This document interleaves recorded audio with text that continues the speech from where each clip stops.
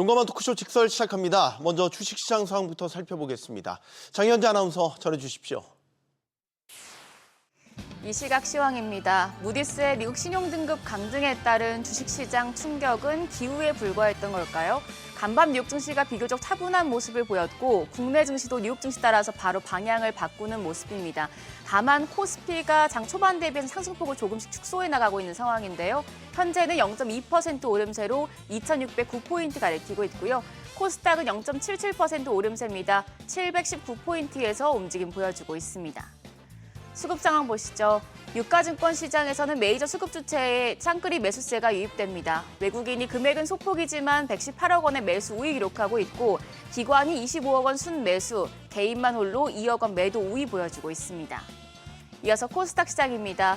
코스닥 시장에서도 외국인과 기관 동반 매수 우위 기록 중입니다. 외국인이 257억 원 사자 포지션 취하고 있고 기관 역시도 105억 원 매수 우위 보여줍니다. 개인 홀로 108억 원 팔자 포지션 나타내고 있습니다. 유가증권 시장 시총 상위 종목들 거래가 확인하시죠. 오늘 반도체 투톱이 반등합니다. 삼성전자가 0.63% 오름세로 56,150원대 거래되고 있고요. SK하이닉스는 2.8%, 3% 넘게 반등합니다.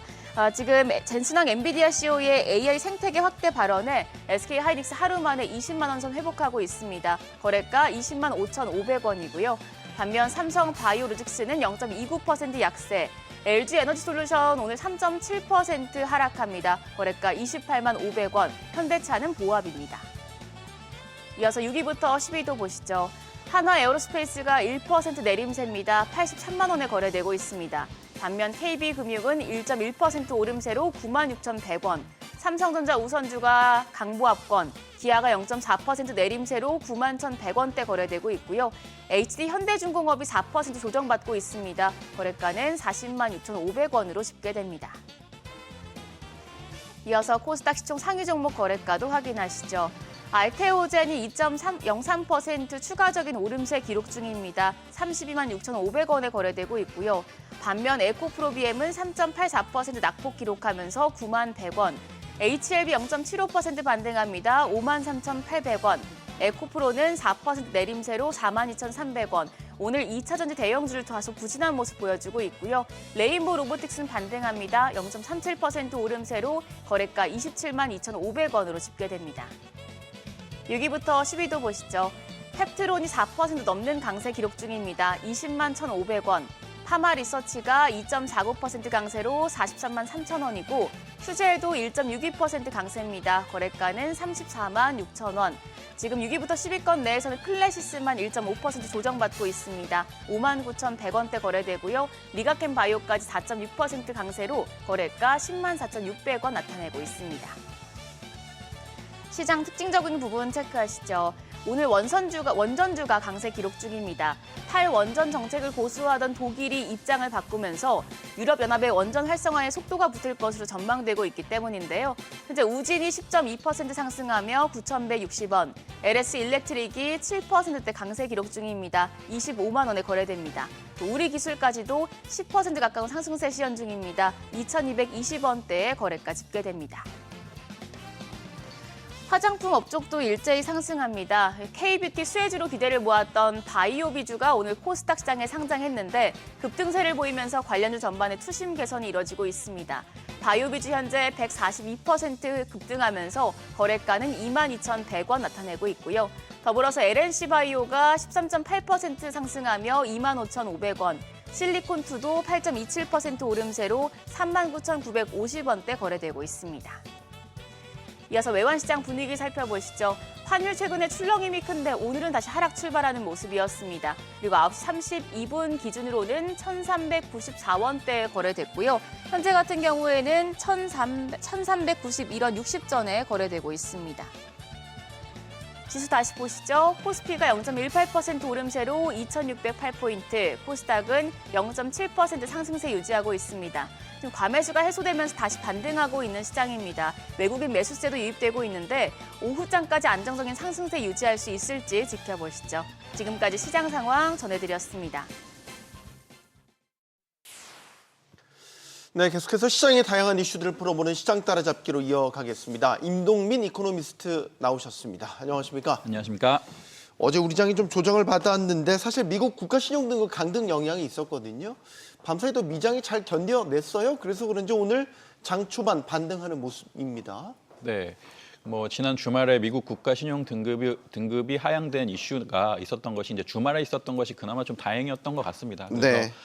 주말에 있었고 전일 국내 주식시장은 좀 조정을 받았지만 어제 이제 미국 주식시장 또 채권시장, 외환시장 전반적으로 좀 안정세를 보이면서 네. 안전자산 선호가 진행이 되지 않으면서 한국 주식시장은 어제 일시적으로 좀 조정을 보인 이후에 다시금 좀 상승세로 빠르게 복귀하는 그런 모습들을 보여주고 있습니다. 네. 자, 미국의 국가신용등급 강등이라는 어떻게 보면 주식시장에는 악재가 터진 건데 생각 외로 영향은 좀 제한적인 것 같다. 라는 거예요. 외국인 수급이 사실 문제란 말이죠. 이달 들어서 좀 매수로 돌아서긴 했는데 어젠 또 매도 우위를 보였단 말이죠. 외국인 수급에 대해서 어떻게 전망하십니까? 외국인 같은 경우에는 한국 주식시장의 어떤 저평가에 대해서 올해 내내 좀 주목할 것으로 예상이 되고 있습니다. 그래서 예상 못한 어떤 그 불확실성 내지는 충격이 있었을 때는 외국인이 매도로 가겠지만은 지금 같은 상황에서는 이제 외국인들이 한국의 주식시장을 좀 계속적으로 좀 주목하는 상황이 아닌가 생각합니다. 그래서 장기적으로 한국 주식시장의 저평가에 주목하는 외국인 투자자들은 좀 이제 매수를 완료한 것으로 보여지고, 그 다음에 이제 그 바텀업 측면에서 기업 실적을 좀 보고 투자를 하는 외국인들은 아마도 이제 제 생각에는 2, 3분기 국내 기업 실적을 좀 체크한 이후에 좀 추가 매수를 할 것으로 예상이 되고요. 그리고 이제 매크로 측면에서 이제 한국 주식시장을 좀 볼 것으로 예상되는 이제 외국인 투자자들, 그러니까 매크로는 이제 가장 늦게 업턴을 할 것으로 예상이 되는데 그 투자자들이 이제 가장 좀 늦게 진입할 것으로 예상이 됩니다. 그런데 이제 만약에 외국인들이 매도로 돌아서는 경우를 보게 된다라고 하면은 결국 이제 7월까지의 우리나라와 미국과의 관세 협상이 타결되지 못할 경우에는 이제 국내 주식시장에 대한 어떤 눈높이가 하향 조정이 되게 되면서 외국인들이 다시 매도로 전환하게 될 것 같습니다. 일단은 관세 리스크가 1차적으로는 좀 위험 수위가 낮아졌고 협상이 진행 중이기 때문에 그 과정을 좀 지켜보고 있는 단계인 것 같다. 사실 이제 변동성이라는 측면에서 보면 위든 아래든 변동성이 큰 장세 속에서 있는 건 분명히 맞단 말이죠. 오늘 반도체주가 반등하긴 했지만 또 조정을 받으면 크게 받기도 하고 이런 장세 속에서는 개인 투자자들이 어떤 전략으로 임하는 게 좋을까요? 그렇죠. 지금 이제 한국 주식시장이 지금 좀 변동성이 있고 그렇지만 이제 장기적인 측면에서 봤었을 때는 지금 저평가 상태입니다. 그래서 한국 주식시장에 참여하는 개인 투자자들 분들 같은 경우에는 중장기 투자자들 같은 경우에는 지금 이제 순차적으로 주식을 좀 저평가에 주목을 해서 매입을 하면서 좀 장기적으로 홀딩하는 이제 그런 전략이 좀 좋을 것 같고요. 단기 투자자 같은 경우에는 이제 올해 그 상반기에 주가가 좀 꽤 오른 편이고, 그다음에 지금 이제 7월까지 미국과의 관세 협상이라든지 이런 것들이 기업 실적에 어떤 영향을 미칠 것인가에 대해서는 좀 불확실성이 있습니다. 그래서 단기 투자자들 같은 경우에는 일부 차익 실현을 하고 다시 이제 2, 3분기에 관세 협상이라든지 그다음에 한국의 기업 실적이 어떤 트렌드를 보이느냐에 따라서 좀 투자의 스탠스를 좀 정하는 것이 좋아 보입니다. 네. 자, 미장 앞서 잠깐 봤지만 사실 미국의 국가신용등급을 무디스가 강등하고 나서 처음으로 열리는 장이었기 때문에 얼마나 이제 영향을 줄까 관심이 있었단 말이죠. 결과적으로 보면 별 영향이 없었습니다. 이게 왜 그럴까? 이미 알려진 사실이 확인된 것뿐이어서 그런 것인지 예전에 스탠다드앤푸어스 강등 조치, 피치 강등 조치 이런 것과 비교하면 임팩트가 크지 않았어요. 왜 그렇다고 보십니까? 선반영된 이슈죠. 왜냐하면은 지금 무디스가 미국의 국가신용등급을 최고 등급에서 한 단계 아래로 내린 것은 사실은 이제 말씀하셨지만은 2012년에 S&P가 이미 한 조치고 그다음에 2023년에 피치가 한 조치거든요. 그래서 네. 사실은 이제 미국의 국가신용등급이 더블 A로 떨어진 것은 이미 이제 시장이 프라이싱이 된 것이었고, 여기에서 이제 이 무디스가 만약에 미국의 국가신용등급의 전망을 또 부정적으로 했다라고 한다면 이제 더 충격이 있었을 테지만 미국의 어떤 경제의 강한 펀더멘탈 그다음에 그 재정 건전성의 어떤 회복 이런 것들에 대해서는 아주 부정적인 의견을 내지 않았기 때문에 이런 것들이 이제 그 금융시장에 큰 충격을 주지는 않은 상태로 보여집니다. 네. 사실 주식 지수 자체보다도 국채 금리가 얼마나 여기 뛸까 이거를 좀 눈여겨봤었는데 네. 30년물은 한때 5% 돌파했어요. 지금은 또 다시 내려오긴 했네요. 네네. 보니까 10년물도 4.4대로 다시 내려오기는 했고 안정을 또 찾아가는 모습이긴 한데 여전히 높단 말이죠. 근데 사실 신용등급 강등이 왜 일어났는지를 보면은 그 연방정부의 부채 때문인 거잖아요. 네네. 이게 뭐 일시에 해소될 문제도 아닌 거고 그럼 계속 기조적으로 국채금리는 자극을 받을 수밖에 없을 것 같은데 부채 문제 때문에. 맞습니다. 그래서 이제 이 그 국가 신용 등급 전망 하향과 그다음에 미국의 어떤 재정 적자가 더 확대되는 문제, 공공부채가 더 쌓여지는 문제에 대한 해결점이 안 보이게 될 경우에는 네. 이제 국채 금리가 오를 수 있거든요. 근데 이제 뭐 지금 보면 국채 10년 금리로 봤었을 때 4.5% 정도에서는 튀었다가 다시 이제 안정되는 그런 모습들을 보여주고 있습니다. 그래서 국가의 어떤 신용도의 어떤 위험이 반영되고 있지는 않다라고 생각이 되고 미국의 이제 그 안전자산을 투자하는 어떤 그 채권 투자자 입장에서 봤었을 때 4.5%라는 이제 금리 수준은 꽤 매력적이거든요. 그래서 이거보다 이제 높아졌을 경우에 미국의 인플레이션이 안정이 되고 미국의 연준이 뭐 추가적인 금리 인하에 나서게 될 경우에는 사실은 이제 4.5% 이상의 금리는 투자의 매력적인 수준입니다. 그래서 아직까지는 이제 투자자들이 어떤 미국의 국가 신용에 큰 문제가 생기는 어떤 상황들을 이제 프라이싱하고 있지는 않다라고 보여집니다. 이제 앞으로 트럼프 행정부가 뭐 그 재정 건전성을 어떻게 더 악화시키지 않을 건지 뭐 이런 부분들에 대해서 좀 지켜볼 필요는 있습니다. 네. 사실 미장도 이달 들어서 많이 회복을 했거든요. 지난주에 나스닥은 7% 이상 상당히 급등세를 보였단 말이죠. 그래서 단기 조정이 나타날 때가 됐다. 이런 가운데 지금 국가 신용 등급이 강등됐기 때문에 이 시너지를 일으켜서 상당히 조정폭이 클 것 같다 이런 분석도 있었는데 일단 그건 비껴갔단 말이죠. 네. 자, 그러면 앞으로 미장의 방향을 뭘로 탐지를 해봐야 될까? 그럼 결국 무역 협상? 미중 무역 협상의 결과 이거에 따라서 미장의 방향성이 결정될까요? 네, 그렇죠. 그러니까 미국과 중국 그리고 또 여타 교역들과의 관세 협정에 따라서 미국의 경기가 앞으로 어떻게 될 것인지에 대한 이제 윤곽이 잡히게 될 것입니다. 지금 어떤 시장에서 기대하는 것은 뭐 관세 협정이 좀 타결이 되고 미국의 경기가 뭐 아주 깊은 침체로 가지 않는 좀 순환적인 경기 둔화 사이클로 가게 되는 경우. 라면은 이제 사실은 올해 초에 미국 주식시장이 한 15에서 20% 조정을 받았기 때문에 그 네. 위험이 이미 반영이 된 것이거든요. 그래서 이제 앞으로 그 관세 협상이 더 이제 타결되지 못하고 이렇게 될 경우에 이제 미국의 교역이 충격을 받고 중국의 교역이 충격을 받고 미국의 경기 둔화나 미국의 기업 실적 둔화가 예상보다 크게 될 경우 이렇게 될 경우는 이제 미국 주식시장이 조금 앞으로 또 약세장이 전개될 수가 있게 될 것입니다. 그래서 지금 이제 7월까지의 어떤 이렇게 무역 협상과 타결과 그다음에 뭐 이코노미스트나 애널리스트들의 이제 그 경기나 기업 실적의 전망 뭐 이런 것들을 관망하는 시기가 지금 2분기 정도가 되게 될 것 같습니다. 지금 미국 연준의 시각은 금리를 내리는 시점은 계속 뒤로 밀리고 있는 거잖아요. 네.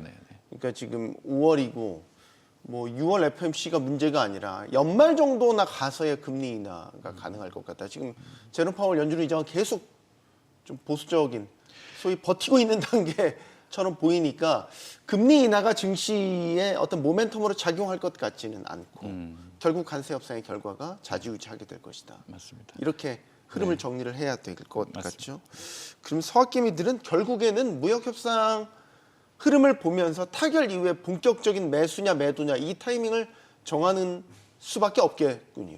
그렇죠. 근데 이제 지금 이제 2분기 동안에 굉장히 주목해서 볼 것은 이제 관세 협정이 어떻게 진행이 되고 그다음에 미국의 경기와 기업 실적의 변화도 추적해야 되지만 사실 이제 금리가 어떤 모습을 보일까냐는 굉장히 이제 중요합니다. 그래서 미국의 인플레이션이 안정이 되지 않고 기대 인플레이션이 굉장히 높은 상태에서 관세 때문에 뭐 이런 것들 때문에 이제 금리가 올라가게 되고 이제 그 연준의 금리 인하가 계속 밀리고 아니면 무산되는 어떤 그런 경우가 나타날 경우에는 이제 미국의 어떤 금융시장의 어떤 불안이 나타날 수가 있게 되거든요. 그래서 그 부분은 좀 체크해야 될 변수가 될 것 같습니다. 네. M7 이른바 미국 빅테크들이 굉장한 빠른 회복력을 보였단 말이죠. 2분기 실적도 괜찮게 나오고 있고 물론 일부 기업들은 실적 가이던스를 내지도 못하고 있는 좀 불확실성이 휩싸여 있기는 한데 M7에 대한 투자 전략은 어떻게 세우는 게 좋겠습니까? M7 같은 경우에는 이제 인공지능이라든지 그다음에 테크에 대한 어떤 그 어닝 파워라든지 뭐 이런 부분들이 여전히 강점으로 작용이 되고 있습니다. 그래서 실적 부진이 예상됨에도 불구하고 예상보다는 좋은 실적을 내는 경우를 계속 이제 확인이 되고 있고 이런 것들이 이제 투자를 계속 안심을 시키고 있습니다. 테슬라 같은 경우에도 이제 일론 머스크가 복귀를 하게 되면서 이제 투자자들의 어떤 니즈를 충족하게 되면서 이제 빠르게 주가가 회복되는 그런 모습들을 보여주고 있고 결국은 투자자들의 어떤 눈높이, 니즈, 필요성 이런 것들을 충분히 충족시켜 주고 있습니다. 전체적으로. 그런데 이제 이 M7의 어떤 기업 실적을 개별적으로 보게 된다라고 하면은 결국은 이제 마이크로소프트, 애플, 메타, 구글 이런 기업들은 밸류에이션이 그렇게 과잉되지도 않았고 실적에 대한 전망도 안정적이고 이렇기 때문에 이런 부분들은 쭉 안정적으로 갈 수 있는 반면에 엔비디아라든지 아마존이라든지 테슬라라든지 이런 기업들은 이제 관세라든지 그다음에 여러 가지 실적이나 이런 것들이 변동성이 좀 클 수가 있거든요. 그래서 이런 부분들에 대해서는 좀 경계가 필요하다. 결국은 이제 실적 전망과 밸류에 좀 입각해서 차별화된 투자를 좀 하시는 것이 좋아 보입니다. 네, 자, 엔비디아 같은 경우는 이제 실적 발표도 앞두고 있죠. 이번에 미국의 그 국가신용등급을 무디스가 이제 강등하면서 금값의 움직임도 예의주시를 해봐야 되지 않겠습니까? 대표적인 달러와 함께 안전자산으로 분류가 되고 있는데 금값이 지난달에 상당히 파죽지세로 오르다가 조정을 또 한동안 받았었어요. 네. 그런데 지금 다시 또 오르고 있단 말이죠. 안전자산이 금의 가격이 오른다. 이거는 미국의 국가신용등급 강등으로 위험자산에 대한 선호도가 좀 줄어서 이렇게 된 것인지 어떻게 보십니까? 사실은 이제 미국의 주식시장에 지금 최고치 랠리로 다시 복귀를 하고 있는 상태이기 때문에 전반적으로 미국 그 투자자들의 안전자산 선호가 강화되고 있는 결과는 보이지 않고요. 금 가격이 이제 강세를 보이고 있는 것이 결국은 이제 달러 약세에 좀 이제 베팅을 하는 이제 해지를 하게 되는 이제 그런 투자 수요로 보여집니다. 왜냐하면 이제 달러 같은 경우에는 이제 일종의 그 관세 협정 가운데서 달러 약세를 유도하는 마라라고 협정 이런 것들이 이제 진행이 될 수가 있고 이렇게 네. 될 경우에 달러 약세가 될 경우에는 그 해지 자산으로 해서 이제 금 투자를 할 수 있게 되거든요. 그래서 안전자산 선호를 아주 이렇게 반영을 해서 금에 대한 투자 수요가 몰린다기보다는 지금은 이제 달러에 대한 해지 자산의 포트폴리오 투자 대안으로서 금에 대해서 이제 주목하는 것으로 보여집니다. 이런 이야기도 달러가 약세로 가면 소위 말해서 달러 값이 싸지면 달러로 금 사잖아요. 그렇죠. 네. 그러니까 금의 가격이 오르게 되는 이런 어떻게 보면 정반합 같은 이런 작용이 일어나게 되죠.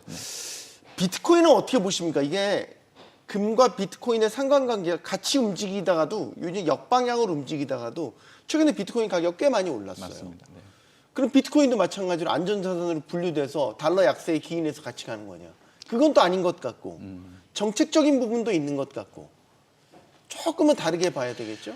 저는 이제 그 가상자산 비트코인을 포함한 가상자산 같은 경우에는 작년부터는 확실하게 그 미래 가치를 반영하는 위험자산으로 성격이 규정되었다라고 생각합니다. 그래서 보시면은 이제 장기적으로 봤었을 때 미국 그 나스닥 지수와 오히려 이제 상관관계가 높은 그런 흐름들을 보여주고 있습니다. 작년에 그 비트코인 현물 기반의 ETF가 출시된 이후에 미국의 기관 투자가들이 결국은 이제 가상자산은 좀 이제 포텐셜이 있는 위험자산으로서 대체 자산군으로 자리매김한 것으로 보여지고요. 블랙락에서 출시하고 있는 비트코인 ETF의 자금 유입은 계속 꾸준히 전개가 되고 있습니다. 그 비트코인 가격이 떨어지면 더 큰 규모로 들어오고 지금 같은 경우에는 이제 조금 이제 그 꾸준하게 어떤 유입이 되는 그런 모습들을 보여주고 있고요. 트럼프 정권에서는 결국 이제 크립토 자산의 제도화에 박차를 가하고 있습니다. 그래서 올해 좀 예상되는 법안이 크게 3개인데 첫 번째는 그 스테이블 코인 법안, 그다음에 그 피트 21 법안, 그리고 비트코인 법안 이 3개의 법안이 지금 상정이 준비가 되고 있거든요. 결국 이 3개의 법안은 크립토 자산과 그다음에 크립토 기술을 이제 전통적인 어떤 그 기업과 금융권으로 제도화시킨다는 어떤 이제 그런 움직임이기 때문에 투자자들은 이제 그 비트코인을 포함한 가상 자산을 일종의 이제 위험 자산 포텐셜이 있는 위험 자산으로서 이제 확실히 자리매김을 하고 있고 이런 측면에서 국내 투자자들도 계속 좀 가상자산 투자에 좀 관심을 보이는 것이 필요하다라고 생각합니다. 뭐 스테이블 코인 같은 경우는 지금 치러지고 있는 대선 전국에서도 각 당의 후보들이 또 내놓은 공약으로 포함되기도 했죠. 자, 시장 따라잡기 여기서 마무리하겠습니다. 임동민 이코노미스트였습니다. 고맙습니다. 감사합니다.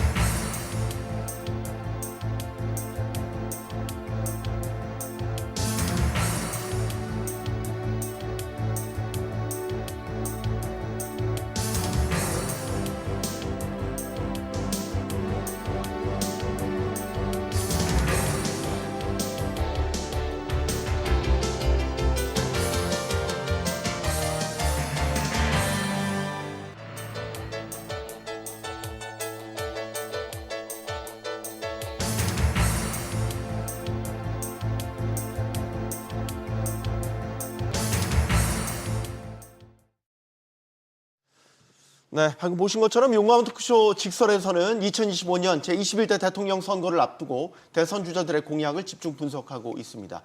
오늘 이 시간에 살펴볼 분야는 지방 균형 발전입니다. 수도권 집중과 또 지방 소멸 문제가 갈수록 심각해지는 상황에서 각 후보들은 어떤 해법을 제시하고 있는지 지금부터 살펴보겠습니다. 자, 함께해 주실 분들 소개해드리죠. 더불어민주당 경기도당 김지호 대변인 나오셨고요.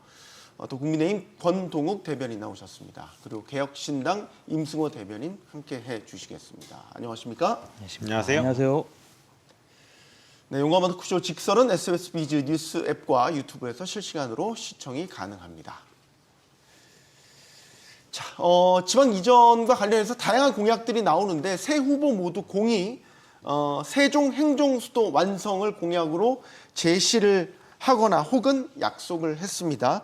행정기관이 세종시로 내려가 있죠. 하지만 뭐 다 아시는 것처럼 수도권 가밀 문제는 여전하고요. 행정수도를 완성한다라고 했을 때는 좀 상황이 달라질 것인가. 분명히 달라질 것이라는 기대와 비전을 갖고 공약들을 제시한 것 같은데 한 분씩 말씀 들어보겠습니다. 지금의 행정수도 이전 관련 공약, 민주당은요, 지금 비효율성을 좀 개선하려고 하는 겁니다. 현재도 많은 공직자들이 국회와 대통령실을 왔다 갔다 하면서 이런 어떤 교통수단에 많은 시간을 허비하고 있고 또 의사소통이 잘 안 되는 부분이 있습니다. 네. 이런 부분에 있어서는 대통령실과 국회가 이전함으로 인해서 행정수도가 완성이 되고 사실 이것만으로 정말 지방 분권이나 지방 경제가 확 살아나지는 않겠지만 상징적인 의미로 다 이전을 해야 된다. 그리고 그 이후에 사실 계속 중앙정부에서 노력을 해야 된다고 봅니다. 완성이라는 이제 개념은 그러면 뭐가 더 내려가고 내려가는 물리적으로 내려가는 것뿐만 아니라 거기에 따른 여러 체제들도 다 바뀌어야 되잖아요. 운영 체제라든지 그런 것들. 일단은 뭐 대통령실하고 국회 이전을 하면 이제 행정부 내에 또 손발이 잘 맞는 또 소통이 잘 되고 어떻게 보면은 대통령실과 국회만 이전했다고 해서 전체적인 지방 분권이나 지방 경제가 다 활성화된다고는 할 수는 없습니다. 그러나 상징적인 의미는 있겠죠. 오래전에 민주당이 공약한 그 행정수도 이전이 완성된다는 측면에서 보셔야 될 것 같습니다. 네. 국민의힘에서도 마찬가지로 세종시로 행정수도를 이전한다라는 공약은 궤를 같이 하고 있는 거죠. 네. 이게 좀 역사가 오래됐죠. 근데 이제 기본적으로 이번에 뭐 다른 당도 그렇고 같이 낸 부분들은 뭐냐면 핵심이 국회랑 대통령실이 이전하지 않으니까 이게 세종시가 온전한 행정으로 도시로서의 기능을 못 한다라는 거거든요. 네. 국회가 정부 부처를 제일 많이 부르는 곳이 국회랑 청와대입니다. 청와대는 장관들이 보고를 하러 가야 되고요. 네. 그리고 국회는 항상 상임위, 국감 또 대정부 질문이 열립니다. 그러니까 장관들, 부처 장관들이 서울시에 있을 수밖에 없어요. 보통 보면은 월요일 정도 또 많으면 화요일 정도까지가 부처 장관들이 내부에 그러니까 세종에 내려가서 업무를 보고 보통 화수목금 정도 후반부, 주 후반부는 거의 서울에 있는 구조예요. 네. 그러다 보니까 그러면 부처 장관이 서울로 오면은 어떻게 되겠습니까? 고위직들이 다 같이 올라옵니다. 그래서 수요일, 목요일, 금요일부터는 고위직들이 안 보여요. 세종에. 그러니까 그런 부분들이 지금 계속 수년째 반복이 되니까 사실 세종이 행정도시인데 네. 이게 행정적으로 이게 뭔가 반쪽짜리가 돼버린 거죠. 근데 이제 이거를 내려가겠다 하는 건데 사실 여기에서 중점은 뭐냐면 국회랑 청와대가 내려가려면 이거 개헌을 해야 되는 거죠. 이게 관습헌법으로 원래 진즉에 내려가려고 했었는데 네. 안 된 이유가 관습헌법이라는 뭐 거기에 제약에 묵혀가지고 지금 못 내려가고 있는 거죠. 그럼 방법은 두 가지거든요. 헌법재판소가 이거를 재해석을 하거나 네. 아니면 두 번째는 개헌을 해야 됩니다. 이제 개헌을 가지고 가야 되는데 이 개헌도 사실은 여론 쪽으로 이제 문제가 되겠죠, 나중에. 그러니까 이거를 반대하는 국민도 분명히 있습니다. 네. 초반에는 좀 반대하는 의견들이 많았던 것 같은데 지금은 세종이 점점점 그 도시의 모습을 갖추면서 좀 많이 반감이 된 것 같아요. 그래서 근데 이것도 아직 모르는 부분이기 때문에 결국은 이 개헌의 진정성과 그다음에 이 여론 설득 작업을 누가 할 수 있느냐 이 부분이 이번에 단순히 공약을 내세웠냐 안 내세웠냐보다도 이거를 실천할 수 있고 이행할 수 있는 능력을 가늠한 잣대가 될 것 같습니다. 네. 자, 개혁신당 이준석 후보는 세종의 의사당, 국회의사당과 대통령 집무실을 설치하겠다. 네. 이런 공약을 제시했어요. 네, 결국에는 말씀하신 것처럼 어떤 제도적이나 사법적인 한계에 의해서 못 가는 것도 있겠지만 결국에는 정치인들의 의지도 중요한 겁니다. 사실 이게 말씀하셨지만 노무현 전 대통령 때부터 계속해서 해왔던 것들을 거의 20년째 그냥 선거 때마다 나오는 카드 정도로 활용되고 있거든요. 네. 그렇기 때문에 뭐 헌법재판소의 판례, 그 관습법원 판례 자체는 이미 많이도 비판받고 있기 때문에 뭐 개헌을 한다거나 헌법재판소의 판례 변경에 있어서는 큰 어려움이 없다라고 보는데 결국에는 정치인들이 과연 의지를 보이고 있냐. 사실 민주당의 경우에도 거의 190석에 가까운 거대 권력을 가지고 있었음에도 불구하고 선거를 앞두고 예전에 해왔던 공약들을 계속해서 복사 붙여넣기 한다는 것은 과연 이것에 대한 의지가 있나라는 의심을 살 수밖에 없는 것이고 그리고 이재명 후보 같은 경우에도 뭐 세종시 이전을 얘기했다가 그 직후에 또다시 뭐 경선 과정에서였나요? 뭐 장기적으로는 세종에 가야겠지만 지금 있는 대통령실을 쓰다가 청와대를 보수해서 청와대에 들어갔다가 장기적으로 세종을 가겠다라고 해서 논란이 된 바가 있어요. 장기적으로 가겠다, 정치인이 장기적으로 뭘 하겠다는 건 결국에는 안 하겠다는 거거든요. 그런 측면에서 봤을 때는 지금 이 방송을 보고 있는 세종 시민들이 그 공약에 대해서 얼마나 또 태도를 바꿀까 하는 불안감을 가지고 계시다. 이런 비판을 좀 드리고 싶습니다. 네. 보통 이제 기자들도 세종시 부처 출입하는 기자들이 금요일에 올라오는 표를 잡기가 제일 힘듭니다. 아시겠지만 공무원들도 서울로 일찌감치 올라오시는 분들도 많이 있고 기자들도 거기에 이제 겹치다 보니까 정말 표 구하기 전쟁입니다. 완전 이전이 된다면 이제 또 이야기가 달라지겠죠. 또 하나 짚어볼 건 대통령실에 대한 이야기를 이제 언제든지 말씀을 주시긴 하셨는데 지금 용산에 있지 않습니까? 지금 윤석열 이제 전 대통령이죠. 탄핵을 당한 대통령이 됐으니까 이제 용산 대통령실 이전에 대한 문제도 본격 논의가 돼야 될 거란 말이죠. 그럼 그거를 어디로 이전할 것이냐, 청와대로 가는 안도 있고 아니면 세종시 뭐 여러 안들이 지금 검토가 되고 있습니다. 민주당 입장 지금 기본 입장은 뭡니까? 일단 민주당의 입장은 현 대통령실을 이용하다가 어느 정도 준비가 되면은 청와대로 옮기고 또 좀 헌법상 문제가 해결되고 지금 이제 세종시에 집무실이 완성되지도 않았습니다. 한 5, 6년 걸릴 텐데 세종시에 제2 집무실과 국회 이전할 수 있는 만반의 준비를 그런 하는 모습을 공약으로 걸고 있고요. 지금 사실 윤석열 정부가 정권 초기부터 어려움을 겪었던 게 네. 폭력적이고 강제적으로 대통령실을 이전함으로 인해서 이태원 참사라든지 그 모든 스텝이 꼬였다 이렇게 평가합니다. 사실 어디에서 일하는 게 중요한 게 아니라 현실적인 대안을 가지고 행정이 무리 없게 시스템적으로 움직이는 게 굉장히 중요하다고 생각합니다. 저는 이재명 후보가 성남시장, 경기도지사로 일하면서 충분한 능력을 보여왔다고 생각하고요. 많은 유권자들이 뭐 정당마다 공약이 대부분 비슷합니다. 그러나 실행력에 있어서 이재명 후보에게 점수를 많이 줄 거라고 생각합니다. 네. 지금 국민의 김문수 후보는 대통령실 이전과 관련해서는 어떤 입장을 취하고 있죠? 지금 특별하게 입장을 취한 건 아니에요. 그러니까 용산이 지금 있지 않습니까? 일단 다 갖춰져 있지 않습니까? 네네. 그러니까 그거를 이제 이용할 가능성이 높고요. 그리고 이 용산이냐 청와대냐 문제는 제가 보기에 지리적인 문제는 아닙니다. 그러니까 용산에 갔다고 해서 갑자기 이 대통령이 국민과 소통하고 또 북한산 자락에 있는 청와대 갔다고 해서 갑자기 소통이 단절되고 이런 건 아니에요. 본인이 대통령 스스로가 얼마나 국민들하고 많이 소통하려고 하느냐는 의지, 그리고 얼마나 많이 듣겠냐 하는 소통 의지가 굉장히 중요한 대목인 거죠. 그런 부분들이 중요한 거고, 사실 지금 청와대 이전, 그러니까 대통령실 이 세종 이전 문제는 이거는 소통의 문제라기보다는 행정적인 효율성의 문제, 그런 부분들이 더 크죠.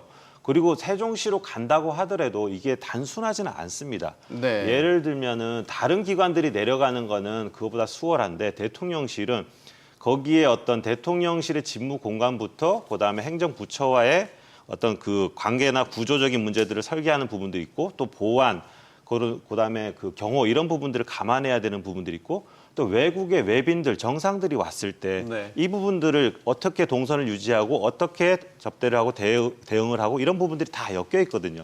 그러니까 단순히 그냥 건물 하나 옮기는 문제는 아니에요. 그러니까 이런 부분들은 사실 그 앞으로 시간이 오래 걸리기 때문에 이거를 가지고 단순히 이거를 시간이 걸리는 문제 가지고 뭐 의지가 약하다 이렇게 볼 부분은 아닌 것 같고요. 그런 청사진을 정확하게 만드는 게 아마 임기 내에 가능한 부분이 아닐까. 그리고 청사진이 만들어지면 그건 사실 간다고 저는 봐요. 근데 제일 중요한 건 일단 개헌. 개헌이 처리가 될 때 같이 이 부분이 당겨서 처리가 된다고 하면 그거는 간다고 봐야 되겠죠. 네. 그 부분의 의지가 제일 중요하다고 보고 있습니다. 장기적으로 보면 이전한다는 데는 다 같은 생각들을 후보들이 갖고 있는 것 같은데 일단은 정부가 바로 출범을 해야 되니까 네. 당장 일을 해야 되잖아요. 어디서 일을 할 거냐, 물리적 공간에 대한 생각. 이준석 후보는 어떻습니까? 그러니까 이전하겠다라고는 다들 하겠죠. 근데 지금 말씀하시는 것을 보면 뭐 결국에는 청사진을 세워야 한다, 아니면 결국에는 장기적으로 대통령실에 갔다가 청와대를 갔다가 세종을 가겠다라고 한다는 것은 제가 방금 말씀드렸지만 결국에는 안 하겠다라는 거예요. 그러니까 결국에는 정치인이 얼마나 강한 의지를 가지고 있냐의 문제거든요. 이준석 네. 후보 같은 경우에는 지금 바로 세종의 대통령실 집무실에 이어서 국회 이전까지 약속을 하고 있습니다. 만약 이것에 대한 진정한 의지가 있다면 이재명 후보를 비롯해서 다른 후보들도 세종시에 있는 기존의 어떤 정부 청사 건물이라든지 다른 정부 부처의 건물들을 일부 이용해서 대통령 집무를 보다가 빠른 시일 안에 그 근처에 세종 그 대통령실 집무실을 빨리 완공을 해서 들어가겠다고 하고 약속을 해야 되는 거예요. 그런데 지금 이재명 후보는 말씀하시는 것이 대통령실 갔다가 청와대 갔다가 그다음에 세종시 가겠다는 거 아닙니까? 그렇게 말씀을 하시려면 최소한 몇 년 안에 어떤 준비를 해서 대통령실로 이전을 하고 청와대를 이전을 하고 몇 년 안에는 가겠다라고 얘기를 하셔야 되는 거예요. 근데 그러한 청사진 없이 굉장히 지금 그런 말씀을 하시는 것은 상당히 무책임하다는 생각이 들고, 그리고 말씀하신 게 뭐 윤석열 정부가 굉장히 폭력적으로 대통령실을 이전해서 문제가 됐다라고 하지만 결국에는 윤석열 대통령이 대통령실을 용산으로 옮긴 것 자체는 저는 굉장히 고평가하고 있습니다. 다만 그 뒤에 도어 스태핑이라든지 이런 것들을 언론사들과 충돌을 하면서 일방적으로 중단을 시켜버렸어요. 그래서 용산 대통령실로 이전한 의미 자체를 퇴색시켜버렸거든요. 그 상황에서 발생한 문제들이지 뭐 이걸 가지고 이태원 참사까지 엮어가시면서 윤석열 정권이 나오려고 했던 그 시도 자체를 비판하는 것은 참 잘못됐다라는 생각을 하고, 이재명 후보나 김문수 후보께서도 뭐 청사진을 마련하겠다, 뭐 장기적으로는 가겠다라는 정도의 어떤 원론적인 입장보다는 몇 년 내에 어딜 가겠다, 몇 년 내에 무엇을 완공하겠다라는 최소한의 청사진 정도는 지금 준비할 수 있지 않겠습니까? 그런 네. 청사진을 좀 밝혀주셨으면 좋겠습니다. 세종으로의 행정수도 완전 이전, 이게 아시겠지만 선거 때마다 꽤 많이 나온 단골 메뉴처럼 등장하는 공약입니다. 정치적으로 보면 충청 표심을 잡기 위한 전략적인 이유도 있죠. 그걸 부인하지 못하실 것 같고, 이번엔 어떻습니까? 행정수도 이전을 다 공약으로 내거셨는데 충청권 민심이라고 할까요? 여기에 반응을 하는지 궁금해요. 사실 이제 사회적인 분위기도 행정수도 이전에 대한 어떤 타협이 그리고 여론이 어느 정도 조성됐다고 보고요. 결국은 충청인들이 어떤 사람이 무리 없이 행정수도를 더 잘 이행할 것이고 실행력이 있을 것인가 그것을 보고 판단할 거라고 생각합니다. 물론 저희도 당장 행정수도를 세종시로 이전한다 이렇게 화끈하게 공약하면 좋겠지만 그로 인해서 생기는 각종 부작용을 감수하면서 그럴 필요는 없다고 생각합니다. 충분히 계획을 세우고 충분히 지역 주민들을 설득해서 단계적으로 이전하는 게 현실적이라고 생각합니다. 근데 이제 그렇게 말하면 사실상 네, 뭐, 안 하겠다는 네, 계속 것과 다를 거 반복인 것 없다라고 같아서 이제 제가 뭐- 말씀을 하시니까 네, 제가 더 좀 말씀드리고, 네네. 말씀드리고 싶은 건 그런 거예요. 저희가 이제 성남시에서도 이재명 후보가 근무를 했고 경기도에서도 근무를 했는데 이 청사 이전이 간단한 사항은 아니에요. 사실은 그렇게 막 국방부 건물을 약탈하듯이 뺏어가지고 이전해서 대통령직을 잘 수행했나 저는 반문하고 싶어요. 저는 그런 폭력적인 방법은 대한민국에 더 이상 통용되지 않는다고 생각합니다. 뭐 기존의 입장이 반복인 것 같아서 뭐 이걸 가지고 더 논쟁하는 건 아닌 것 같고 방금 질문하신 질문으로 돌아가서 결국엔 이것이 충청권 민심에 영향을 미칠 것인가에 대해서는 저는 조금 의문이 있습니다. 왜냐하면 이것은 굉장히 세종시에 한정된 이슈라고도 볼 수 있기 때문에 뭐 이재명 후보의 어떤 왔다 갔다 하는 발언이 세종시의 민심을 건드릴 수는 있겠으나 충청권 전체 민심으로 봤을 때는 그 왔다 갔다 하는 폭이 좀 줄어들지 않을까. 다만 이런 문제가 있습니다. 결국에는 대통령실 이전과 세종시 국회 이전이라는 것은 이 지방분권 전체에 대한 그 리더의 의지가 있는지를 보여주는 문제라고 생각을 하거든요. 그런 측면에서 봤을 때는 이 문제를 지켜보는 다른 지역 주민들이 세종시에 대해서도 이 문제에 대해서 왔다 갔다 하는데 지금 뭐 GTX 공약이라든지 이런 전국 공약에 대해서 다른 후보들이 우리 지역의 공약에 대해서도 왔다 갔다 하지 않을까라는 의심을 할 수밖에 없거든요. 그래서 저는 뭐 이게 단순히 충청권 민심으로 볼 것이 아니라 이를 지켜보고 있는 수도권 이외의 다른 소외된 지역들의 주민들이 과연 이 문제를 어떻게 이 리더가 처리하는지를 굉장히 좀 유심히 지켜볼 것이다. 그런 생각입니다. 그러면 확고한 의지를 보인다면 네. 지방으로의 뭐 분권화라는 큰 차원에서 행정수도 이전을 네. 확고한 의지를 보인다면 예를 들어 충청권 민심이 거기에 반응을 할 수도 있겠다. 적극적으로 말이죠. 지금 그렇죠. 그러니까 이게 반대 후보가 만약 있었다고 하면은 거기서 1차적으로 갈릴 건데 지금 네. 그거는 없어요. 그렇죠. 예, 그럼 이제 공이 예, 그렇죠. 그러니까 방향성 모두가 같으시니까. 모두가 네. 공약을 했기 때문에 1차적인 차별성은 없습니다. 그럼 두 번째 차별성은 어디서 나오냐면은 이 공약에 대한 신뢰성이에요. 그러니까 거짓말을 많이 하는 후보인 경우에 이 신뢰도가 떨어지겠죠. 예를 들면. 그러니까 저는 공약을 단순히 문구라고는 보지 않아요.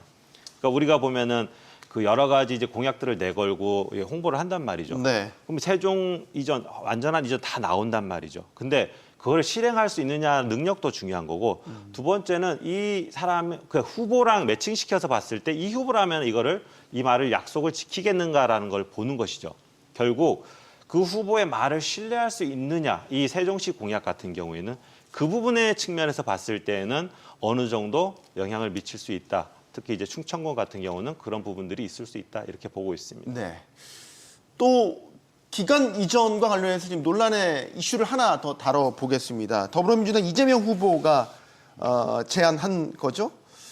산업은행의 부산 이전 현실적으로 힘들다. 그래서 해수부와 해운 기업인 H&M을 이제 부산으로 이전하겠다라는 공약인 거예요. 네. 이걸 두고 지금 진실게임 양상으로 또 논란이 퍼지고 있어요.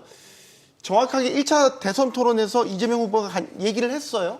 그러니까 이전을 유도하겠다라는 것이지 그걸 확정적으로 얘기한 건 아니다라는 거였는데 맞습니까? 그렇죠. 뭐 주식회사기 때문에 이재명 후보가 일방적으로 결정한다고 해서 갈 수 있는 사항은 아니죠. 그런데 사실은 부산이 지금 가지고 있는 어려움이 있습니다. 사실 산업이 공동화되고 있고 인구가 줄고 있어요. 그리고 수도권의 모든 자원이 몰리다 보니까 항만도 평택항과 인천항으로 뭔가 좀 위치가 변화하는 부산의 항만 도시로서의 위상이 변화하는 모습을 현재 보이고 있습니다. 이런 사례를 봤을 때 지금 부산에 가장 필요한 게 뭔가 이렇게 봤을 때 해운 항만 관련해서 해수부라든지 HMM 이전 같은 공약을 함으로 인해서 부산의 해운 항만 도시로서 위상을 다시 세워야 된다. 그리고 사실 산업은행 같은 경우는 전 세계적으로 서울이 금융 중심지로 홍콩, 싱가포르, 도쿄와 경쟁해야 됩니다. 이런 의미에서 보면은 이재명 후보는 부산도 발전시키고 수도권의 위상도 잡고 그다음에 뭐 다른 지역 분권 관련 정책을 아주 충실하게 공약하고 있다. 이렇게 생각합니다. 네. 이제 결국에는 해수부와 HMM, 특히 이제 HMM 같은 경우는 이제 노조에서도 네. 뭐 논의된 바 없다. 이제 이런 식으로 얘기를 하면서 이게 지금 진실게임 양상처럼 또 예. 번졌단 말이죠. 네, 결국엔 대변인들이 고생하시는 건데 이 해수부 문제도 저는 방금 말씀하신 거랑 배치된 부분이 있어요. 방금 세종 이전을 얘기하시면서 결국에는 일부 부처만 이동을 해가지고 세종에 있는 공무원들이 대통령실에 왔다 갔다 보고하면서 굉장히 어떤 행정 비용만 낭비됐다라고 하셨으면서 네. 지금 또 해수부는 부산으로 옮기겠다 그러잖아요. 그럼 해수부 공무원들은 세종에도 갔다가 대통령실에 갔다가 몇 번을 왔다 갔다 해야 되는 겁니까? 그러니까 본인들의 컨셉이 무엇인지 본인들이 지향하는 바가 무엇인지를 좀 정확히 하셨으면 좋겠고 그리고 HMM 이전 같은 경우에도 방금 말씀을 해주셨지만 이재명 후보가 부산에 이때 HMM 직원들도 동의했다 이런 식의 취지를 발언했는데 결국에는 이제 육상노조나 해상노조 같은 경우에는 사실 무근이다라는 입장을 밝혔잖아요. 이 문제에 대해서는 결국에는 그러면 지금 본인들이 표현하는 대로 굉장히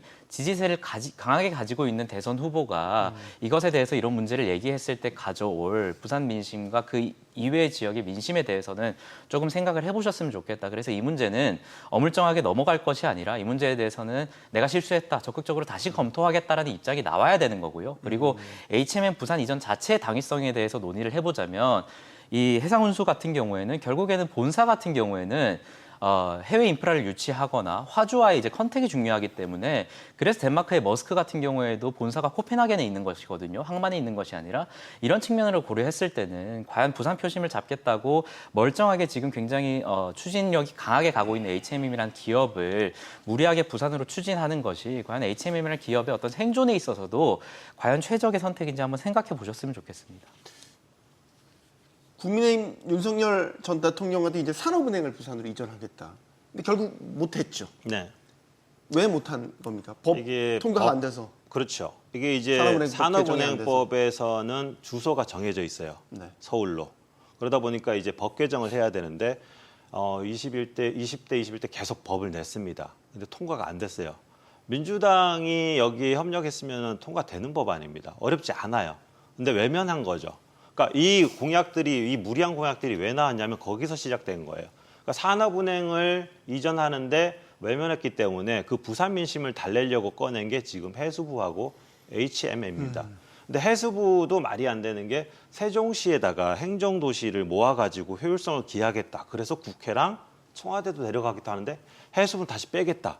이거 세종시 행정도시의 취지 안 맞죠. 그리고 HMM 같은 경우도 공적 자금이 투입됐다고 해서 민간 기업을 좌지우지할 수 없습니다. 그런 부분들에 대한 인식도 박약한 것이고 또 하나는 이 부분들이 육상하고 해상하고 나눠져 있는데 이 회사가 이 육상 같은 경우에도 지금 중요한 이슈가 있기 때문에 단순히 해상만 놓고서 부산으로 가져가겠다고 또 굉장히 단편적인 시각인 거죠.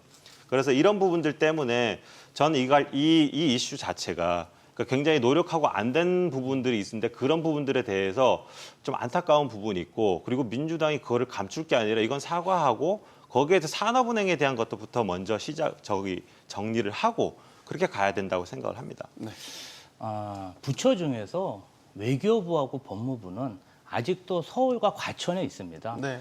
부처라고 해서 모든 부처가 다 세종시로 간 게 아니라 그 필요와 또 필요성에 따라서 서울과 수도권에 남아있는 부처도 분명히 있거든요. 네. 해수부 이전은 그런 측면에서 부산, 세계적인 해운 항만 도시로 성장시키기 위한 그러한 정책이라고 생각해 주시면 감사할 것 같고요.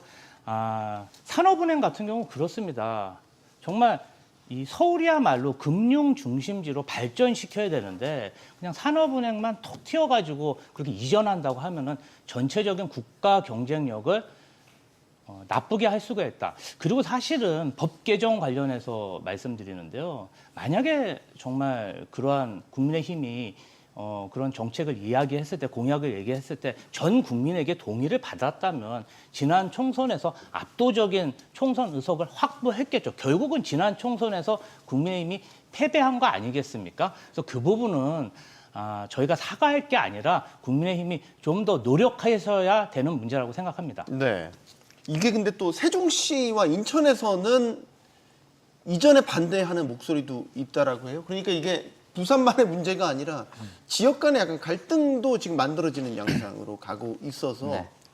그래서 더 확전되는. 결국에는 이 정치인들 그리고 대선 내지는 다른 선거에 나왔던 후보자들이 무책임하게 이 기업을 마음대로 왔다 갔다 할 수 있다는 그 착각에서 비롯되는 겁니다. 결국에는 말씀하신 것처럼 윤석열 전 대통령도 그런 의지를 밝히셨지만 뭐 당선 이후에는 그게 흐지부지 되는 모습을 보면서 대부분의 국민들이 회의감이 생겼을 겁니다. 이 문제, 뭐 기업 이전 문제 같은 경우에는 선거 기간에 말만 하고 결국에는 완성이 되지 못한다라는 의심이 생겼을 텐데 결국에는 이렇게 지역 갈등만 일어나게 되는 거거든요. 각 지역의 이해관계가 결국에는 충돌할 수밖에 없는 상황에서 굉장히 이렇게 예민한 문제라고 볼 수 있는데 이런 예민한 문제를 건드릴 때는 결국에는 이재명 후보 같은 경우에도 그러면 HMM의 어떤 노조들의 확실한 공약을 받아내던가 확실한 약속을 받아내던가 그러한 상태에서 굉장히 강하게 거의 100%에 가까울 정도로 추진할 수 있는 상태에서 빠르게 추진할 수 있을 때 그것을 공략해야 되는 것이지 뭐 이런 입장 내놓고 결국에는 노조에서도 사실무근이라는 식으로 비판의 목소리가 나오고 결국에는 추진도 굉장히 어려워 보이고 뭐 해수부 같은 경우에도 필요성은 있다라고 하지만 저는 결국에는 추진은 어렵다라고 보거든요. 그런 측면에서 봤을 때는 결국에는 이 정책의 실효라든가 정책의 효과는 하나도 얻지 못하고 말씀하신 것처럼 어떤 지역 간의 갈등, 지역 간의 이해관계 충돌만 남는 양상이다 이렇게 비판할 수밖에 없습니다. 네, 이것도 김지호 대변인께 질문을 드릴 수밖에 없는 게 이제 그 당 선대위 정책본부에서 지역별 공약 발표한 걸 보면 제2중앙경찰학교를 유치 지원을 한다는데 네. 충남 아산에도 전북 남원에도 동시 지원을 한다? 이게 이제 중복 공약인 건지 내부에서 좀 그 정리가 안 된 게 먼저 좀 나온 건지 명확하게 좀 해주시죠. 제가 오늘도 방송국에 오면서 예. 현수막을 보니까 민주당 이재명 후보 현수막은 다 바뀌었더라고요. 지역별 공약을 상향식으로 수합해서 일일이 현수막을 걸고 공약 발표를 한 것 같습니다. 그래서 1000개 넘는 그런 지역 공약을 다 일일이 수합을 해서 발표를 하다 보니까 네. 두 개의 지역의 수건 사업이 겹쳐서 발표가 된 것 같고 이 부분은 제가 생각하기에는 민주당 선대위에서 좀 조정을 못하고 실수를 한 것 같습니다. 아무래도 남원과 전북과 충남에서 경찰 학교를 유치하려는 그런 열망이 크다 보니까 위치 경쟁은 언제든 치열하니까. 열망이 크다 네. 보니까 상부에서 좀 조절이 안 됐다. 그럼 이 부분 관련해서는 민주당 선대위에서 사실 그 많은 공약을 후보가 다 일일이 확인할 수 없기 때문에 민주당 선대위에서 어느 정도 조정을 하든지 그리고 이런 부분에 대해서 지적이 나오면 이 부분에 대해서 좀 명확하게 해명을 하고 저는 필요에 따라서는 사과도 할 필요가 있다고 생각합니다. 네. 뭐 이 정도 발음- 예. 대변인께서 말씀해 주신 건 뭐 굉장히 합리적인 말씀이라고 생각을 합니다. 사실 최근에 민주당이나 이재명 후보 뭐 호텔 경제학이나 이런 것들에 대해서 굉장히 좀 강경한 태도를 보이고 있는데 네. 어쨌든 사과가 필요하다라는 대변인 말씀에 적극 공감하고 결국에는 공약의 양으로 승부 보려고 하다 보니까 말씀하신 것처럼 그 지역에 현수막을 거는 게 필요하니까 급하게 이렇게 정책들이 결정되면서 나오는 그런 실수거든요. 뭐 김문수 후보 같은 경우에는 어쨌든 단일화 과정에서 굉장히 좀 급조된 후보라는 비판이 있으니 뭐 공약 측면에서 조금 부실하다는 비판을 받을 수 있으나 이재명 후보 같은 경우에는 사실 경선 이전부터 사실상 대선 후보로 확정된 상태였다고 볼 수 있었어요. 그렇다면 본인이 정말 대권에 대한 강한 의지가 있었다면 그리고 본인이 이미 대통령에 당선된 것이 아니라는 그런 어떤 겸손함이 있었다면 네. 이런 공약은 나올 수 없었겠죠. 그러니까 그렇게 많은 기간이 있었음에도 불구하고 지역별 공약도 제대로 준비하지 않고 있다가 급하게 지금 말씀하신 것처럼 수건 사업을 그냥 각 지역별 올리다 보니까 결국에는 이런 남원, 아산, 양다리 공약 이런 게 나오는 거거든요. 그래서 결국에는 민주당이 말씀하신 것처럼 좀 공식적인 사과가 있었으면 좋겠어요. 저도 사실 이 문제 같은 경우에는 토론 당일날 저희가 이제 이 문제를 발견하고 이제 모두 발언에 넣은 것이거든요. 네. 이준석 후보에. 그래서 저희도 계속해서 뭐 팩트 체크 이런 당일날 정말 열심히 하시길래 남원, 아산은 어떻게 하나 보자라고 기다리고 기다리고 있었는데 뭐 아직까지 별다른 소식이 없는 것 같아서 인정을 하시는 것 같으니까 좀 빠른 사과가 있었으면 좋겠다 네. 이런 말씀 드리겠습니다. 예. 그 정도로 네. 정리하겠습니다. 네.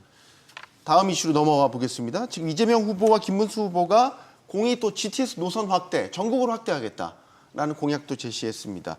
김문수 후보 같은 경우는 전국 5대 광역권으로 GTX, 수도권 광역급행철도죠. 지금 화성과 서울을 잇는 부분 개통만, GTX A 노선만 부분 개통이 돼 있는데, 자, 이거를 5대 광역권으로 확장하겠다. 어떻게 보십니까? 사업성을 걱정하는 분들이 많이 있어서 공약에 대한 검증이 좀 필요할 것 같다는 의견들이 있는데. 네, 그렇습니다. 근데 이게 시작은 일단 지방 경쟁력 강화에서 비롯된 것이거든요. 그러니까 네. 지방이 지금의 현 체제로는 좀 한계에 봉착해 있을 것 같고요. 그래서 메가시티를 키워서 그래서 전 세계적인 어떤 도시 경쟁력을 갖추는 쪽으로 가지 않으면 이 근본적인 해결이 어렵다. 이런 취지에서 지금 GTX도 거기에 포함이 되는 부분이 하나가 있습니다. 네. 또 하나는 이제 지금 경기가 어려운데 SOC 사업은 또 한편에서는 분명히 경기 부양 효과가 있어요. 그건 수치로 항상 나타나서 이제 하는 거기도 한데 그래서 그런 두 가지 이유가 있는데 제일 큰 거는 지방의 경쟁력 강화. 이거는 분명한데 문제는 사업비죠. 이게 보니까 한 노선당 적게는 2조, 많게는 4조에서 5조 정도 들어가거든요. 네. 그러니까 뭐 각 광역별로 하나씩만 한다고 하더라도 이게 큰 돈이 들어가는 것이죠. 문제는 이제 재원이 되겠습니다.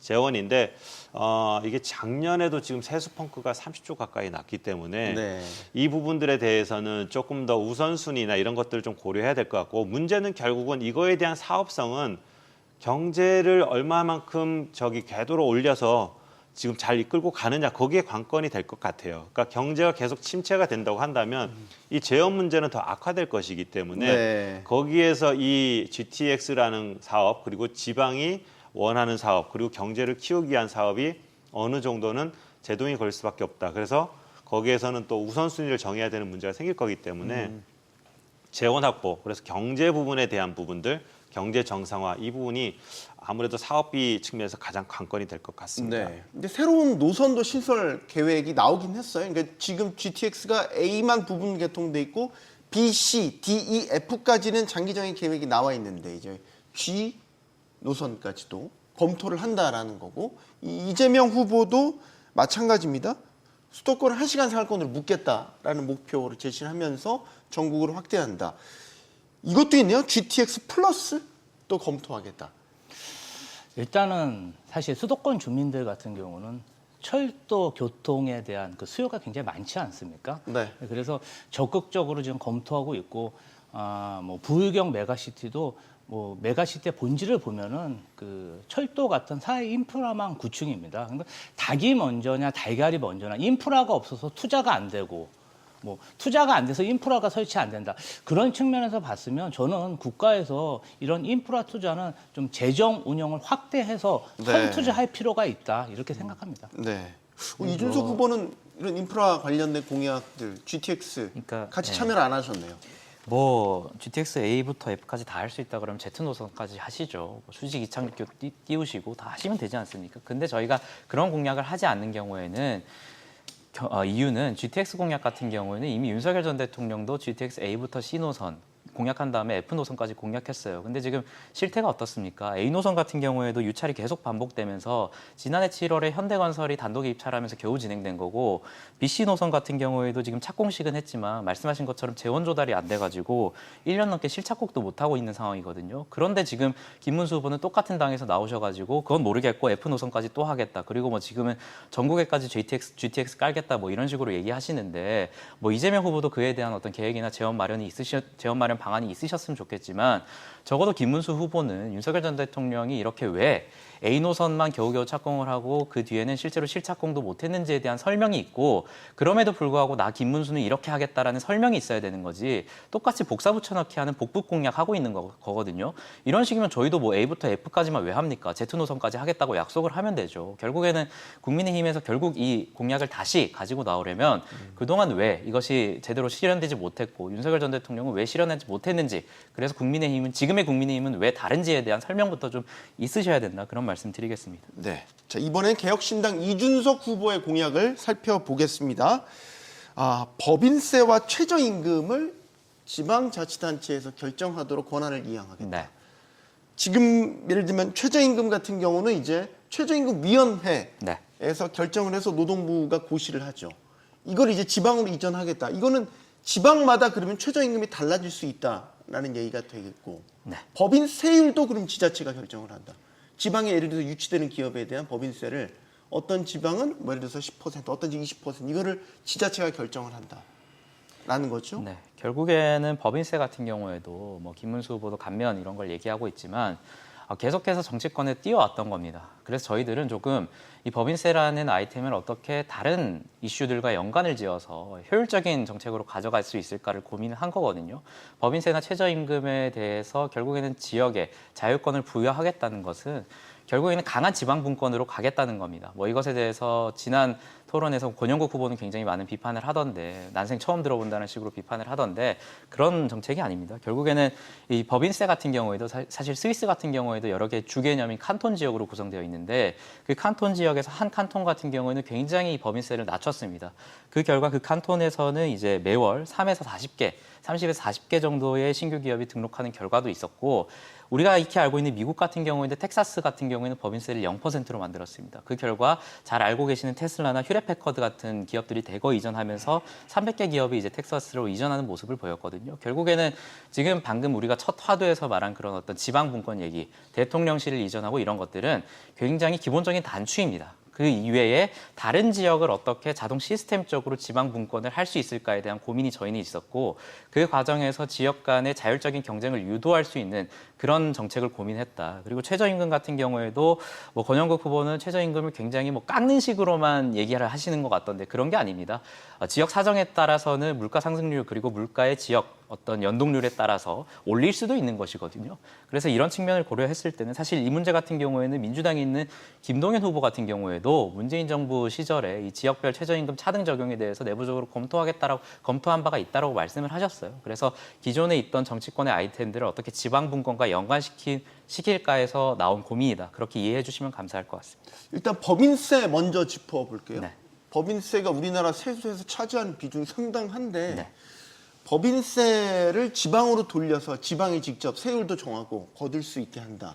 그리고 지금 이제 걷는 법인세는 그중에 30%를 이제 지방으로 네. 보내는 전환하는 이제 그런 공약도 나왔더라고요. 네. 세수 타격이 너무 크지 않을까라는 걱정을 하게 되는데 일단 여기에 대한 의견 어떠신지?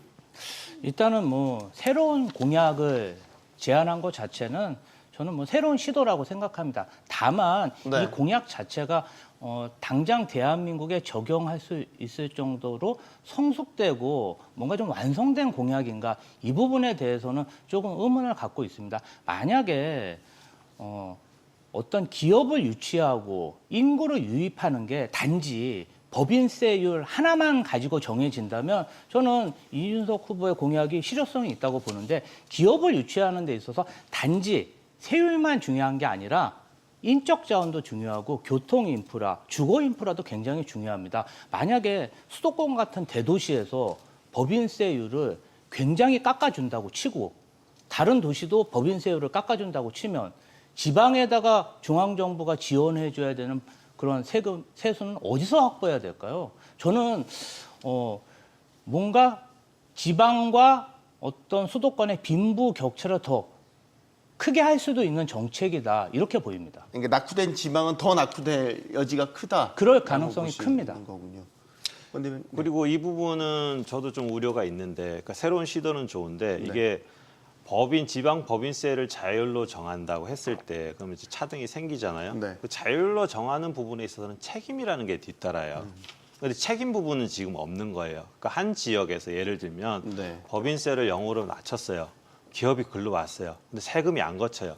지금 현재 어떻게 하냐면 똑같은 세율이니까 재정 자립도가 높은 데 걸 가져와 가지고 재정 자립도가 낮은 도에 채워주는 식으로 가고 있단 말이에요. 분배를 다시 하고 있는 거예요. 그리고 기존의 이제 법인세 전체 법인세도 이제 이쪽에서 좀 지원을 해주는 거고. 네. 근데 예를 들면은 법인세를 낮춰가지고 기업은 많이 왔는데 법인세가 안 거쳐요 한 지역에. 그러면은 기업은 가져가고 근데 또 다른 재원도 또 다른 데서 또 가져와요. 이거 형평성 문제가 생기죠. 다른 지역은 가만히 있겠습니까? 그러니까 이런 부분들, 그러니까 책임은 안 지는 부분들이 생겨난 거죠. 이런 거에 대한 논의 자체가 없다라는 부분이 지금 법인 지방세 문제가 하나 있고요. 네. 그다음에 이 최저임금, 최저임금. 이 네. 부분도 좀 문제가 되는 게 예를 들면은 최저임금을 특정 지역으로 낮췄어요. 특정 지역에서. 네. 그러면 그게 가능할지도 모르겠지만 물론 자영업이나 그 제일 힘든 자영업 쪽이나 그다음에 또 어떤 중소기업 이런 소기업들이 그쪽으로 간다고 하죠. 기업이 간다고 해서 그러면 근로자도 다 글로 갈까요? 이런 문제도 생기는 거죠. 최저임금이 낮으니까. 아무래도 또 그거를 또 회피하려고 하는 움직임도 생기는 거고. 그러니까 약간의 왜곡이 오히려 생겨요. 그러니까 최저임금을 업종별로 만약에 차등을 둔다. 이거는 전 이해가 가요. 거기에 네. 소요되는 투자나 자원이 다 다르기 때문에. 근데 예. 지역별로 차등을 둔다. 이거는 최저임금의 취지도 안 맞고 왜곡된 현상이 나타날 수 있다. 방금 전에 말씀드린. 그래서 조금 더 이게 공약이 이 최저임금이나 세금 문제는 굉장히 그 기본 틀을 바꾸는 거기 때문에 신중하고 또 깊은 숙려가 필요한데 네. 이 부분이 좀 없이 좀 가볍게 나온 측면이 있지 않나 이런 생각을 좀 하고 있습니다. 임수근 대변인. 예, 뭐 제가 말씀을 드려야 될 것 같은데요. 세수가 거치지 않는 게 결국엔 책임을 지지 않는 정치다라고 말씀을 하시지만 굉장히 이재명 후보처럼 극단적인 가정을 말씀하시는 겁니다. 결국에는 0% 이런 거를 가정을 하셨는데 0%로 가정을 해가지고 만약에 세수를 거치지 않아서 지방 재정이 운영되지 않을 정도의 어떤 그런 정책을 취한다면 그 지자체장은 정치적으로 심판받을 수밖에 없습니다. 그래서 정치인, 지자체장 같은 경우에도 그 세율을 조정할 수 있는 정도, 세수를 감당할 수 있을 정도의 선 안에서 기업을 유치할 수 있을 정도의 세율을 조정할 수밖에 없어요. 그래서 0%로 가가지고 지방 재정이 굉장히 폭망할 것이다라고 하는 것은 굉장히 극단적인 가정이다라는 말씀을 드려야 될 것 같고, 그리고 최저임금 같은 경우에도 저는 국민의힘의 입장을 좀 살펴봐야 될 것 같은데. 사실 뭐 최성수 총리 같은 경우에도 지역별이나 업종별 차등화에 대해서 긍정하는 태도를 보인 바 있고, 김문수 후보 같은 경우에도 이제 언론 보도에 따르면 규제 혁신처 같은 거를 설치해가지고 지자체장에게 최저임금제 특례를 적용하겠다라는 언론 보도가 있거든요. 그래서 저는 좀 혼란스럽습니다. 대변인께서는 지금 이런 말씀을 하고 계셔서 김문수 후보의 입장과 대변인의 입장이 조금 다른 것 같은데 이 언론 보도가 조금 잘못된 것인지 조금 확인이 필요할 것 같습니다. 네. 이게 만약 지역으로 최저임금 같은 경우는 권한을 이양하게 되면 우리가 이제 물리적으로 큰 나라가 아니잖아요. 네. 과연 그 예를 들어서 수도권과 저 그때 부산이라고 쳐보죠. 물가 차이가 실질적으로 최저임금에 차등을 둘 정도로 실제 물가나 소득이나 이런 게 차이가 있겠냐라는 이게 최저임금이다 보니까 그런 근본적인 의문도 있더라고요. 사실 그런 어떤 의심이나 비판들도 저희는 겸허히 수용은 해야 된다라고 생각을 합니다. 다만 이제 저희가 이제 미국 같은 텍사스의 사례를 들었을 때 권영국 후보 같은 경우에도 미국은 영토가 커서 그런 거다라고 말씀을 하셨지만 사실 이건 영토의 문제는 아니라고 봅니다. 결국에는 영토가 크냐 작냐의 문제가 아니라 네. 이제 지역 간의 편차가 얼마나 정도가 있냐, 예, 사실 그 문제인데 우리나라 뭐 그렇게 크지 않다라고 말씀하시지만 부산이나 대구 지역 같은 경우에도 물가 상승이 물가 편차가 좀 심하다는 분석이 있습니다. 그렇기 때문에 뭐 그렇게 심하지 않다 하더라도 그렇다면 그 편차 내에서 최저임금을 어느 정도 조정이 필요하다라는 것이 무조건 마이너스 30%를 깎고 무조건 플러스 30%를 하겠다 이런 것이 아니라 말씀하신 것처럼 그 지역의 편차 정도를 고려해서 각 지역에서 어떤 그 물가에 따른 최저임금 정도를 결정하는 시스템이다. 이렇게 이해해 주시면 감사할 것 같습니다. 그건 어때요? 법인세도 마찬가지로 법인세의 지방세로의 이제 전환을 30%로 늘린다고 하셨잖아요. 그러니까 법인세를 세율을 결정하는 정도도 지방자치단체가 30% 정도만 관여를 하면 어떨까? 나머지 70%는 중앙정부에서 기본 세율처럼 적용을 하고 지금 마치 미국 상호관세 국가별 관세 적용하는 거 달리 하듯이 지자체가 그건 30% 정도만 자율성을 갖고 정하면은 어느 정도 상호 보완이 되지 않을까라는 생각이 순간적으로 들었습니다. 뭐 그런 부분도 사실 좀 수용해야 되는 부분은 있다라고 보고요. 다만 저희 일단 이런 구상에 대해서 만약에 저희가 이걸 시행하게 된다면 네. 시행을 해본 이후에 만약에 극단적인 어떤 상황이 발생한다면 일부 조정은 필요하다 그런 생각을 하고 있습니다. 네, 자 이제 정치권 상황을 좀 짚어보도록 하겠습니다. 내란 재판을 심리하고 있는 지귀현 부장판사 룸살롱 술 접대 의혹과 관련을 해서 재판에 앞서 자기 발언을 통해서 전면 부인했죠. 자 그러자 더불어민주당이 곧바로 증거라면서 사진을 공개를 했습니다. 사진 공개 아마 다 보셨을 것 같은데 일단은 공수처에서 사건도 배당을 하고 수사에 착수를 했습니다. 일단 그 사진 공개된 거 다 보셨죠? 네, 봤습니다. 민주당이 당연히 보셨을 것 네. 같은데 이게 의혹을 좀 뒷받침할 수 있는 증거가 된다고 보십니까?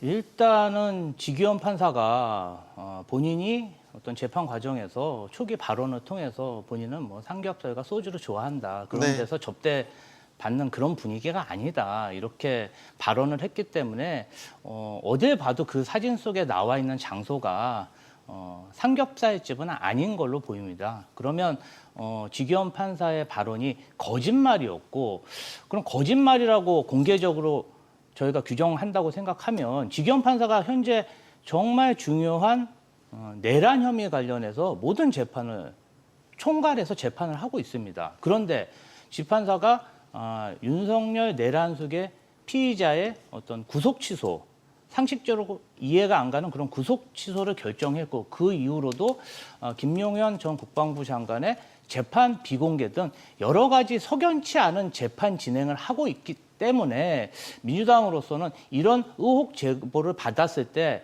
의혹 제기를 할 수뿐이 없고, 어쨌든 지판사가 어떤 접대를 받았다는 의혹에 대해서 거짓말도 했고, 또 그게 아니라는 증거까지 나왔기 때문에 사법부에서 빨리 이 부분에 대해서 감사를 착수해서 일단락을 해야 된다, 이렇게 생각합니다.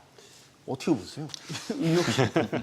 이게 사실관계는 알 수 없는 노릇인데 일단 사진으로는 좀 부족한 것 같아요. 그러니까 세 장 예, 공개했죠. 보니까 이제 지기현 판사가 있는 사진이 있고, 그다음에 해당 특정 장소라고 있는 장소 사진이 있고, 그 장소 사진에 또 또 바깥 사진이 있었는데, 그 장소가 이제 여기 지기현 판사가 있는 장소와 일치하지 않느냐, 이런 의도 같아요. 근데 이제 그게 뭐 접대 받았다라는 거를 증명한다고 보기도 어렵고, 또 접대를 받았으면 언제 어떻게, 이거에 대한 게 좀 더 거기에 설명이 좀 더 붙어야 될 것 같아요. 그리고 지금 법원 행정처도 법원도 이제 자체적으로 조사를 하겠다고 한 상황에서, 그런 상황에서 지기현 판사가 해명을 했단 말이죠. 그러니까 아마 만약에 이게 사실이면은 이런 해명을 했을까, 굳이 좀 더 기다렸을 것 같은데, 이런 생각은 조금 이제 자체적으로 하는 거죠. 근데 사실관계는 알 수 없는 거, 결국 이건 뭐 공수처도 배당이 됐다고 하니까 조사를 통해서 살펴볼 수밖에 없는데, 뭐 증거 사진 그 자체만 놓고 봤을 때는 네. 조금 뭔가 아쉬운 부분이 좀 있다. 뭔가 확정적으로 이거를 설명하기에는 좀 부족하다. 그렇게 좀 볼 수밖에 없습니다. 임 대변인께도 말씀 듣겠습니다. 네, 결국에는 민주당이 그동안에 해왔던 어떤 양치기 소년 같은 행태가 의심을 불러일으킬 수밖에 없는 상황이라고 생각을 해요. 사실 민주당은 선거 시즌만 되면 생태탕이니 청담동 뭐 접대 의혹이니 이러면서 계속해서 연기를 피우는 정치를 해왔거든요. 그리고 이제 결정적으로 뭐 사진을 공개하겠다라고 말씀을 하셨지만, 말씀하신 것처럼 그 사진만으로 봤을 때는 뭐 지기현 판사가 등장을 하긴 했지만 정작 그 등장한 사진에서는 뭐 어깨 동무를 옆에서 뭐 하고 있었나요? 그런 사진으로 봤을 때는 접대받고 있는 사진이라고 한다면 그렇게 어깨 동무하면서 인증샷 남기시지는 않으셨겠죠. 그래서 민주당도 어떤 이런 것을 공개하고 싶고 정말 큰 타격을 주고 싶다면 그만큼의 좀 말씀하신 책임을 좀 지셨으면 좋겠습니다. 책임은 없고 결국에는 면책특권 같은 것을 활용해서 그냥 계속해서 연기만 피우고 있지 않습니까? 말씀하신 것처럼 이제 수사기관에 배당이 됐으니 네. 민주당도 계속해서 이렇게 연기를 피우기보다는 확실한 증거가 있다면 수사기관을 통해서 전달을 하시고 좀 사법부의 체계를 좀 존중을 하셨으면 좋겠다, 그런 생각이 듭니다. 네, 수사 상황을 짚어봐야 될 문제 같고요. 윤석열 전 대통령의 탄핵심판 변호인단으로 활동했었던 김계리 변호사가 국민의힘 입당 신청을 했어요. 그래서 당에서도 당원 자격심사위를 열기로 했는데, 만약에 입당이 받아들여진다, 그러면 어떤 의미로 이걸 정치적으로 해석을 해야 되겠습니까? 윤석열 전 대통령은 탈당을 했는데 핵심 변호사로 활동했던 김계리 변호사가 입당을 했다. 그러니까 윤 전 대통령의 탈당의 의미가 좀 퇴색되는 것 아니냐, 이런 지적이 있어서요. 그러니까 이게 윤 전 대통령하고 김계리 변호사죠. 김계리 변호사입니다. 이 네. 두 분이 이제 같은 수준은 아니니까 뭐 그거에 대한 의미 부여를 똑같이 할 수는 없는데, 말씀하신 대로 네. 조금 퇴색되는 부분이 있을 것 같아요. 왜냐하면 김계리 변호사가 직전에 이제 윤 어게인이라는 신당을 창당하려고 하다가 이제 말았지 않습니까? 그랬죠. 예, 그런 네. 부분도 있기 때문에 제가 봤을 때 뭐 개인적으로 입당을 하는 거는 충분히 있을 수 있다고 보는데, 이게 이제 윤석열 전 대통령이 지금 탈당한 시점에 이 입당을 한다라는 거는 이거는 뭐 중도층이 봤을 때에도 그렇고 이제 국민들이 봤을 때에도 그렇고 이분들에 대한 어떤 탈당이나 그다음에 어떤 그런 거리 측면에서 이런 부분들이 좀 진정성이 있나 볼 것 같아요. 그래서 시점적으로는 저는 지금은 좀 안 맞다 이렇게 좀 보고 있는데 네. 당에서 어떻게 판단할지는 좀 봐야 될 것 같습니다. 김 대변인 어떻게 보세요? 글쎄 국민의힘에서 아주 힘들게 윤석열 전 대통령의 자진 탈당을 이렇게 유도했는데 네. 또 윤석열 대통령 나가면서 그냥 곱게 나가는 게 아니라 백의종군하겠다. 결국 탈당은 했지만 마음은 국민의힘을 계속 지지하고 있다. 그리고 본인의 분신과도 같은 대리인 김계리 변호사를 또 입당시키는 그런 퍼포먼스가 국민의힘의 어떤 중도 선거 전략에 맞을까 이런 저는 의문이 들고요. 특히 또 이번에 또 장해찬 씨 같은 경우도 복당이 됐어요. 장해찬 씨 같은 경우는 지난 3년간 윤석열 전 대통령의 복심처럼 완장찬 정치인처럼 그렇게 활동했는데 또 이분은 해당 행위까지 했는데 아무런 그런 어떤 저항 없이 받아들였거든요. 이 부분 관련해서 국민들이 과연 국민의힘이 계엄을 시도하고 내란을 주도한 세력과 단전할 수 있는가 그런 의문점이 아직 남아 있다고 생각합니다. 네. 이준석 후보도 뭐 계속해서 단일화에 대해서는 단호하게 선을 긋고 있기 때문에 네. 당연히 김계리 변호사의 입당 신청 자체도 되게 부정적으로 볼 것 같아요.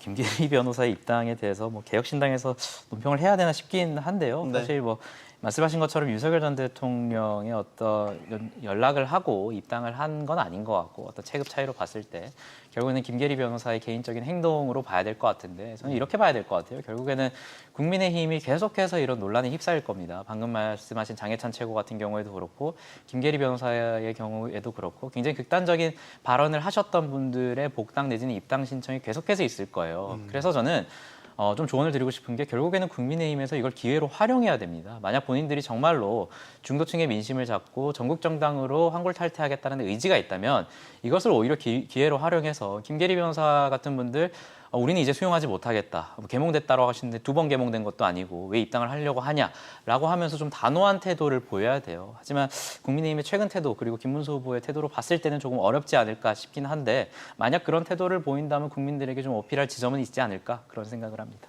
이거는 임 대변인께 먼저 여쭤봐야 되겠네요. 네. 지금 뭐 양당 민주당과 국민의힘 공이 빅텐트 치는데 상당히 이제 심혈을 기울이고 계신단 말이죠. 이런 가운데 이제 개혁신당 허은하 전 대표가 이제 이재명 네. 후보를 지지를 선언을 했어요. 네. 이재명 후보는 여기에 대해서 진정한 빅텐트가 민주당에서 만들어지고 있다 이런 또 평가를 하기도 했고요. 어떻게 보십니까? 그 빅텐트라고 하려면 보통 이제 거물급 인사들을 영입했을 때 빅텐트라고 하는데 글쎄요 저는 허은하 전 대표가 아직 빅텐트라는 용어를 사용할 정도의 인물일지는 개인적으로는 잘 모르겠다라는 말씀을 좀 남기면서 네. 결국에는 뭐 허은하 전 대표뿐만 아니라 이제 김용남 전 의원 같은 경우에도 빨리 이제 파란색 옷을 입으려고 하고 계시고 국민의힘에서 김상호 의원 같은 경우에도 굉장히 빠르게 이제 민주당으로 가는 모습을 보였는데 결국에는 이분들이 만약에 정말 이준석 후보나 보수에 실망을 해서 어떤 정치에 대한 이런 행보를 보였다라면 좀 진정성이 있었을 것 같아요. 근데 결국에는 이분들이 직을 그만두거나 당을 떠나서 바로 어디를 갔는지를 봐야 된다라고 보거든요. 근데 이분들이 바로 향한 것은 지지도가 굉장히 높다고 평가되는 이재명 후보의 품입니다. 이것은 결국에는 선거 시즌에 늘 있는 지난 대선에서도 있었듯 어떤 권력의 이동에 따른 일종의 정치적인 행보라고 봐야지 이걸 뭐 김상호 의원이 국민의힘에 대단히 실망해서 민주당으로 갔다 내지는 허은하 대표나 김용남 의원이 대단히 이준석 후보에게 실망을 해서 정치적인 생각이 바뀌었다라고 보기는 좀 어렵지 않나 그런 생각이 듭니다. 이건 대변인께도 의견을 좀 듣겠습니다. 어쨌든 민주당의 인사 영입이 계속 범보수 쪽에서 일어나고 있습니다. 김상호 의원을 비롯해서. 일단은 개혁신당에서 자당의 전 대표, 자당의 전 정책위 의장을 저렇게 낮게 평가하는 것에 대해서 조금 놀라울 따름이고요. 저희는 그렇습니다. 좋은 인재가 있으면 민주당이 영입하고 모셔오는 게 맞고요. 그분들도 민주당에 오는 이유가 있지 않겠습니까? 자, 우리 당에서 정말 총선 때 온 그 국민의힘 인사들 총선에서 당선됐고요. 또 당당하게 최고위원까지 한 사례들이 있습니다. 좋은 인재를 모셨는데 적절한 대우를 안 하고 야박하게 대하고 뭔가 왕따를 시키고 그것은 그 당의 풍토가 문제이지 인재 영입한 민주당의 문제는 아니라고 생각합니다. 물론 많이 속이 쓰리고 뭔가 실망스럽겠지만 정치는 혼자 하는 그런 게 아닙니다. 단체가 함께 여러 사람이 소통하면서 인정하면서 하는 것인데 저는 개혁신당이 어떤 사람에 대해서 정치인에 대해서 나와 다른 생각을 가진 사람에 대해서 제대로 인정하고 대우하고 있는지 반성해야 되는 측면이라고 생각합니다. 네. 국민의힘은 홍준표 전 대구시장을 다시 품 안으로 들이기 위해서 하와이로 특사단까지 보냈습니다. 만났죠? 네. 지금 정확히 상황이 어떻습니까? 홍 전 시장의 전격적 합류가 가능한 것인지 계속 나오는 소식은 유상범 의원의 말입니다. 홍준표 전 시장이 민주당과 손잡을 일은 절대 없다고 명확히 밝혔다. 뭐 이런 입장도 냈습니다. 일단 홍준표 전 시장님 같은 경우에는 일단 퇴임을 하셨잖아요. 네. 그리고 이제 원로의 길을 가고 계신데 지금은 뭐 일단 넥타이 색깔은 다시 빨간색으로 돌아왔습니다. 네, 잠깐 돌아왔고. 파란색이요. 예, 잠깐 파란색이 다 돌아왔습니다. 약간 서운하셨던 것 같아요. 그러니까 뭐냐면은 저희 당이 지금 안 그래도 짧은 선거 기간인데 경선을 치르고 그다음에 뭐 나중에 이제 단일화 관련된 부분도 있었고 당내 홍역도 좀 치렀습니다. 그 과정에서 그 경선 과정에서 같이 했던 분들 경선 끝나고 나서 끌어안는 그런 시간이 없었어요. 네. 그러다 보니까 그런 부분들에 대한 서운함이 좀 굉장히 강하게 나타나신 것 같고 그리고 가셔서도 이제 그 서운함을 계속 표현을 하셨죠. 그래서 그런 부분들에 대해서 좀 보듬어 안고 또 그 부분들에 대해서 경청하는 자리로 가신 것 같아요. 가신 것 같고 일단 이 홍준표 전 시장님 같은 경우에는 뭐 따로 이렇게 움직일 것 같지는 않습니다. 그렇지는 않을 것 같고 다만 이제 정계 은퇴를 선언하셨기 때문에 네. 아마 지금 선대위에 참여하시는 건 본인도 좀 번복이 되는 부분이라서 부담은 되실 것 같아요. 그래서 조금 더 뭐 그 하시더라도 선에서 측면 지원. 뭐 그 정도로 아마 봐야 될 것 같습니다. 그리고 대도 아마 그래도 측면 지원 정도 하시거나 아니면 좀 많이 좀 떠나 계시거나 좀 멀리서 지켜보는 쪽으로 가실 것 같고 네. 뭐 적극적으로 움직이시거나 아니면 적극적으로 다른 데로 가시거나 이러지는 않으실 것 같아요. 알겠습니다. 네. 오늘 용감한 토크쇼 직설은 대선 후보들의 지방 공약에 대해서 집중 분석해봤습니다. 지방에 뭘 해주겠다는 식의 공약들 선거 때만 되면 뭐 인신 쓰듯 등장하는 경우가 허다합니다. 그런데 이제 돌이켜보면 제대로 지켜진 것 많지 않고요. 공약 자체도 무리인 경우도 허다했습니다. 지방에 계신 유권자들이 모를 것 같습니까? 분명히 다 알고 있습니다. 용감한 토크쇼 직설 마치겠고요. 직설은 계속해서 21대 대선 후보들의 공약을 집중 분석하는 시간도 함께 마련하고 있습니다. 자, 여기는 모든 경제가 모이는 SBS 비즈입니다. 시청해주신 여러분 고맙습니다.